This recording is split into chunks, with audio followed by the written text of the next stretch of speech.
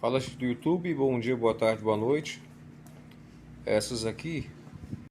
Olá, gente do YouTube, bom dia, boa tarde, boa noite. Essas aqui são as buchas da barra estabilizadora do HB20, tá bom?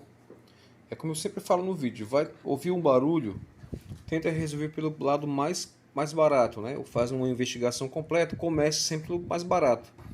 Às vezes você troca uma peça de R$ 150, 300, R$ 400 e o problema continua, né?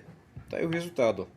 O problema era a folga nas buchas da barra estabilizadora e estava fazendo aquele famoso clock irritante. Preço R$ 40, 80 de mão de obra, problema resolvido. Tá ouvindo barulho na suspensão? Dá uma checada nessas buchas, bieleta, coisas mais baratas para evitar.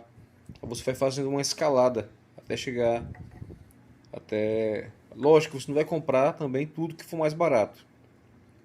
Você começa fazendo a verificação nos itens de menor valor, que podem ser, no meu caso, foi responsável por barulho. Tá bom? Essa é a dica.